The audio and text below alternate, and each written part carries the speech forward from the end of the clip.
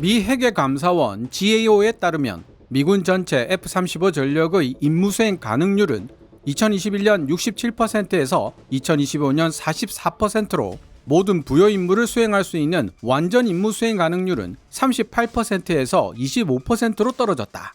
더 큰 문제는 미 공군의 주력 임무용 전투기 보유량이 이미 의회가 법으로 정한 최소 기준인 1145대 아래로 떨어졌다는 사실이다.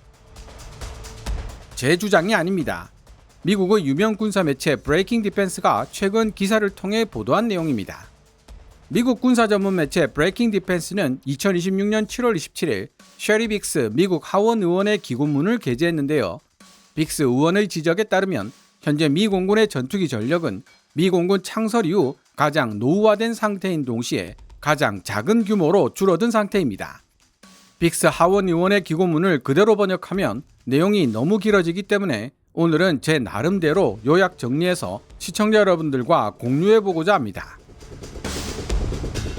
F-35를 대신할 수 있어야 KF-11 보라매가 살아남을 수 있을까? KF-11 보라매의 수출 가능성을 이야기할 때마다 반복적으로 등장하는 질문이 있습니다.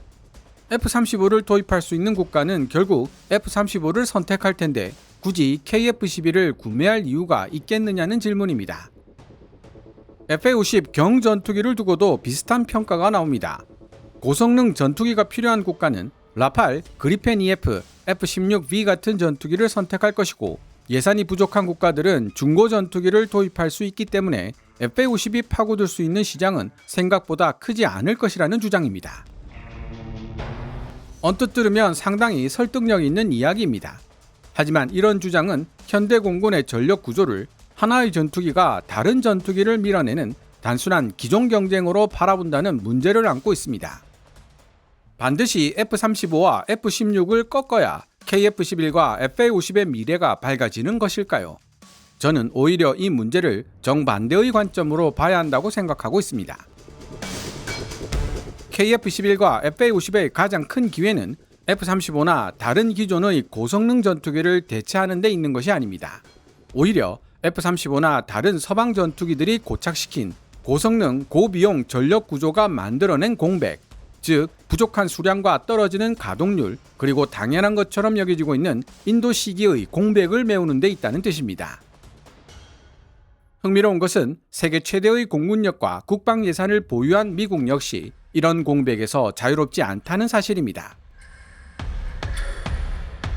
세계 최강 미 공군조차 전투기 숫자가 부족하다. 이미 말씀드렸던 바와 같이 셰리 빅스 하원 의원은 기고문을 통해 현재 미 공군의 전투기 전력은 미 공군 창설 이후 가장 노후화된 상태인 동시에 가장 작은 규모로 줄어든 상태라고 지적했습니다. F-47, F-35, F-15EX 위주로 전력 건설을 꾀하고 있는 미 공군은 기존 전투기를 신형 전투기 도입 속도보다 약 2배 빠른 속도로 퇴역시키고 있으며 그 결과 전투기 보유량은 2028 회계 연도에 최저점에 도달할 것으로 전망되고 있습니다. 주요 임무에 투입되는 전투기 숫자가 미국 의회가 정한 1145대라는 법정 하한선 아래로 떨어진 것은 이미 과거의 이야기가 됐고요. 현재 미국 주방위군 지도부는 전투기 전력의 감소를 멈추려면 매년 최소 72대의 전투기를 신규 도입해야 하며 생산 여건이 허용된다면 연간 100대 이상으로 늘려야 한다고 주장하고 있습니다. 다시 말해 미국이 F-35A와 F-15EX를 동시에 구매하고 있음에도 현재 계획만으로는 퇴역하는 전투기의 숫자를 따라잡기 어렵다는 뜻입니다. 셰리 빅스 하원 의원은 이 문제의 본질을 다음과 같은 한 문장으로 압축해 표현했습니다. 더 우수한 전투기를 확보하는 것은 반드시 필요한 일이지만 그것이 충분한 수량의 전투기를 보유해야 한다는 필요성까지 없애주는 것은 아니다. 성능이 좋아져도 숫자가 해야 할 일은 사라지지 않는다. 아무리 성능이 뛰어난 전투기라도 정비를 받고 있는 중이라면 출격할 수 없습니다. 필요한 장소에서 멀리 떨어진 다른 전구에 배치되어 있어도 즉시 투입이 불가능합니다. 전투기 숫자 부족이 만성화되면 훈련과 초기 임무에 사용할 전투기까지 부족해지고 이는 곧 조종사 숙련도 저하 및 전술기 부대의 준비태세 저하로 연결될 수 있습니다. 게다가 전쟁이 시작되면 전투기 손실이 발생하고 이 손실을 흡수할 예비 기체도 필요합니다. 특히 빅스 의원은 2030년대에 등장할 전투기가 2020년대 후반의 보유 전투기 부족을 상쇄할 수 없다고 지적하고 있습니다. 미국이 개발하고 있는 6세대 전투기 F-47과 협동 전투기 CCA가 미래 공중전력의 중심이 될 것은 분명합니다. 하지만 빨라도 2030년대, 어쩌면 2040년은 넘어야 실전 배치될지도 모르는 F-47과 CCA가 2027년이나 2028년에 발생하는 전력 공백을 대신 메워줄 수는 없는 일입니다. 여기서 한 가지 짚고 넘어가야 할 부분은 브레이킹 디펜스에 실린 셰리 빅스 하원 의원의 기고문은 KF-11이나 FA-50을 직접 언급한 기사가 아니라는 사실입니다. 이 글의 초점은 당연히 미국이 당면한 전투기 수량 부족에 맞춰져 있습니다. 그러나 세계 최대의 전투기 산업 기반을 보유한 미국조차 고성능 신형 전투기만으로 필요한 전투기 숫자를 회복하기 어렵다는 사실은 미국과는 비교될 수 없을 정도로 작은 규모의 예산과 산업 기반을 가진 동맹국들이 직면한 상황을 잘 보여줍니다. 미국은 인도태평양을 사이에 두고 중국을 억제하는 동시에 유럽의 동맹국들을 안심시켜야 하며 미국 본토를 방어하고 중동에서 발생하는 위기에도 대응해야 합니다. 그러면서 대규모 전쟁에 대비할 예비 전력까지 유지해야 하는 입장입니다. 이런 미국의 전투기 숫자가 줄어든다는 것은 단순히 미 공군만의 문제가 아닙니다.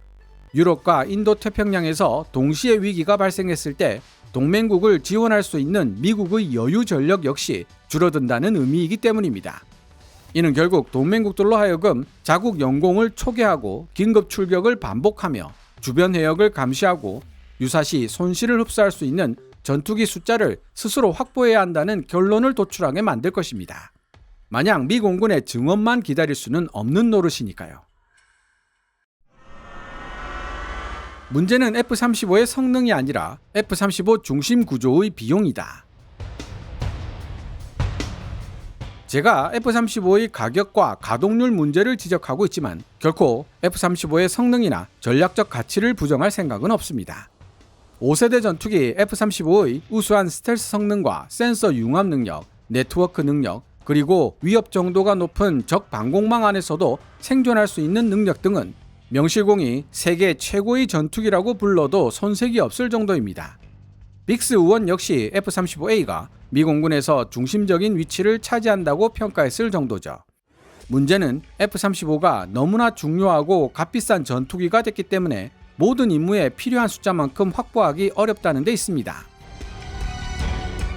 2026년 6월 브레이킹 디펜스가 소개한 미국 회계감사원의 분석에 따르면 F-35 전 기종의 완전 임무 수행 가능률은 2021 회계연도 38%에서 2025 회계연도 25%로 낮아졌습니다. 한 가지 이상의 지정 임무를 수행할 수 있는 임무 수행 가능률도 같은 기간 67%에서 44%로 떨어졌습니다. 완전 임무 수행 가능률과 임무 수행 가능률이 함께 낮아지고 있다는 사실은 F-35 전력의 유지와 가동에 적지 않은 비용, 물류 부담이 존재한다는 현실을 반영하고 있습니다. 미 국방부는 F-35의 군수 지원 체계를 개선하기 위해 2026 회계연도부터 2031 회계연도까지 137억 달러를 추가로 투입하려 하고 있지만 미국 회계감사원은 예산이 확보되더라도 엔진과 부품을 공급하는 산업 기반이 수요를 따라가지 못할 가능성을 제기하고 있습니다. 결국 전투기 숫자를 줄이는 주요 원인은 가격 상승이다. F-35의 가격이 올라가면 단순히 계약 금액만 증가하는 것이 아닙니다. 정해진 예산 안에서 구매할 수 있는 기체 숫자가 줄어들고 그 결과 정비 중인 기체를 대신할 예비 전력과 장기 작전을 지속할 능력도 함께 감소합니다. 여기에 F-35 도입 자격 자체를 얻지 못하고 있는 나라들도 생각보다 많습니다. 바로 이 지점에서 전투기의 성능뿐만 아니라 수량과 가동률, 도입 시기를 함께 고려하는 전력 구조가 필요해지는 것입니다. 이 문제를 해결하는 가장 현실적인 방법은 F-35가 반드시 필요한 임무와 반드시 F-35가 아니어도 수행할 수 있는 임무를 구분하는 것입니다.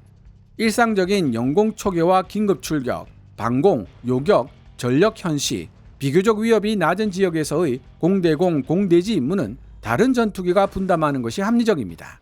값비싸고 수량이 제한된 F-35의 비행 시간과 기체 수명을 이런 임무에 소모할 이유가 없다는 뜻입니다.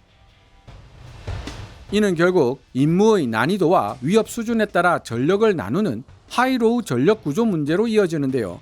최상위 전력인 F-35가 고위협 임무를 맡고 미디엄급 전투기가 일반적인 제공권 확보와 다목적 임무를 수행하며 로우급 경전투기가 반복적인 방공과 초계, 요격 임무를 담당하는 것입니다. 어디서 많이 보던 형태 아닙니까? 그렇습니다. 현재 대한민국 공군이 취하고 있는 전력 구조이며 바로 이런 전력 구조 안에서 KF-11과 FA-50의 진정한 가치가 드러나게 됩니다. FA-50에서 KF-11로 이어지는 한국 항공우주 산업의 2단계 전략. 한국 항공우주 산업은 처음부터 FA-50과 KF-11을 서로 경쟁하는 전투기로 만들지 않았습니다. 브레이킹 디펜스도 2023년 기사를 통해 FA-50으로 충분한 숫자의 하위 전력을 확보하고 KF-11로 중상위 전력을 구성한다는 한국 항공우주 산업의 전투기 수출 전략을 소개한 바 있습니다. F-35 운용국이라면 여기에 F-35를 최상위 전력으로 배치할 수 있겠죠. 반대로 F-35 도입 자격을 얻지 못했거나 도입 비용을 감당하기 어려운 국가라면 KF-11이 상위 전력을 담당하고 FA-50이 필요한 수량을 보완하는 2단계 구조를 만들 수 있습니다. 실제로 최근 필리핀 공군이 지향하고 있는 전력 구조이기도 하고요. 물론 이미 F-35나 라팔, 그리펜, F-16을 운용하고 있는 국가라면 블락 70 사양의 FA-50만 추가해 하위 전력의 수량을 보강할 수 있습니다. 반대로 노후된 F-16과 FA-18, SOE 계열을 교체해야 하는 국가들은 KF-11만 선택할 수도 있을 것입니다. 중요한 것은 한국 항공우주 산업이 서로 다른 예산과 임무를 가진 국가들의 하나의 전투기만 강요하지 않는다는 점입니다. FA-50과 KF-11을 이용해 고객의 예산과 작전 환경에 맞춘 전력 구조를 제안할 수 있다는 것이 한국형 전투기 포트폴리오가 가진 강점이라고 할 수 있습니다. FA-50의 진정한 가치, 최고의 성능이 아니라 필요한 숫자를 제공한다. FA-50은 처음부터 F-35와 같은 임무를 수행하기 위해 만들어진 전투기가 아닙니다. 그렇다고 단순한 훈련기 파생형으로만 볼 수도 없는 것이 A사 레이더와 BBR-0대공 미사일, 전술 데이터 링크, 공중 급유 능력과 현대화된 항전 장비를 통합한 블락 70 버전의 FA-50은 반복적인 방공, 초계, 요격 임무를 수행하는 실질적인 수량 전력으로 발전할 수 있습니다. 좋은 예로 필리핀을 들 수 있는데요. 필리핀은 2025년 A사 레이더와 공중급유 능력이 추가된 FA-50 12대를 추가로 계약했습니다. 필리핀은 남중국해에서 중국과의 긴장이 높아지고 있지만 당장 충분한 숫자의 하이급 전투기를 확보하지 못하고 있습니다. 이 부분은 KKMD 978화 A사 플러스 BBR 탑재 F-16 턱 밑까지 쫓아온 필리핀 FA-50 블락 70 편을 통해 자세히 설명드렸으니 참고하시기 바랍니다. 그렇다면 KF-11 보라매의 경쟁력은?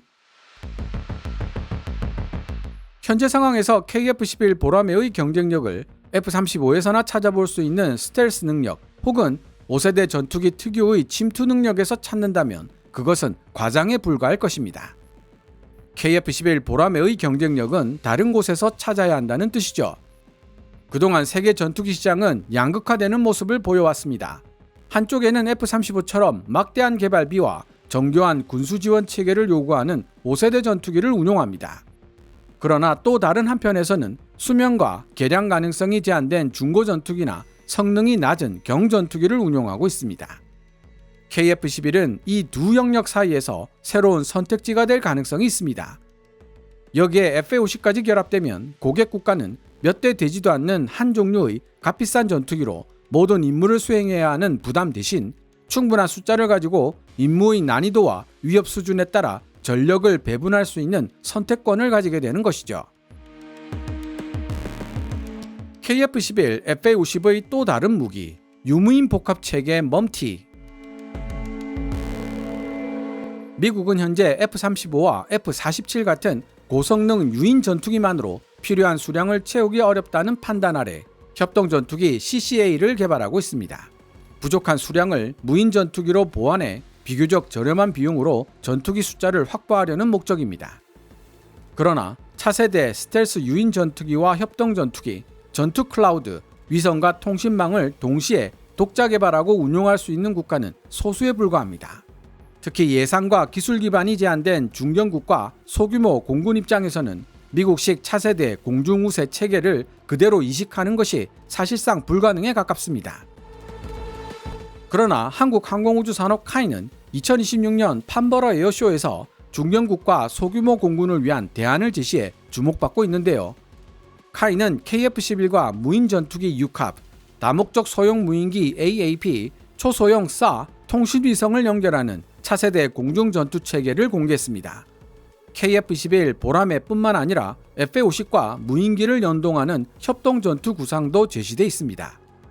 한국항공우주산업이 제시하는 방향은 미국의 차세대 공중전투 체계를 중견국의 예산과 작전 환경에 맞게 축소하고 재구성한 현실적인 유무인 복합 전력에 가깝다는 점에서 중견국들에게 큰 매력으로 다가갈 수 있습니다. 다만 카이가 제안하고 있는 차세대 공중전투 체계 낙스는 아직 개념 제시와 기술 실증 단계에 머물러 있으며 미 공군의 협동전투기 CCA처럼 획득 수량과 부대 편성, 양산 일정이 확정된 전력화 사업과 같은 수준으로 볼 수는 없다는 사실은 기억하셔야 될 것 같습니다. KF-11과 FA-50의 밝은 미래. KF-11과 FA-50의 앞날에 아무런 장애물이 없다는 뜻은 아닙니다. KF-11의 경우에는 F-16B와 그리펜이 라팔 같은 기존 전투기들과의 경쟁, 미국산 엔진과 일부 장비 탑재에서 비롯되는 미국의 승인 문제가 있으며 FA-50의 경우에도 도입 국가가 원하는 A사 레이더와 BBR 미사일 등을 제때 통합할 수 있어야 한다는 문제가 있습니다. 그러나 이런 조건과 불확실성을 인정하더라도 현재 상황에서 KF-11과 FA-50의 미래를 밝게 볼 수 있는 이유는 분명합니다. KF-11과 FA-50의 기회는 F-35가 실패했기 때문에 생기는 것이 아닙니다. 오히려 F-35가 중요한 전투기일수록 반드시 필요한 고위협 임무에 집중해야 하고 나머지 방공과 초계, 요격 및 일반적인 다목적 임무를 분담할 충분한 숫자의 전투기가 필요해지기 때문입니다.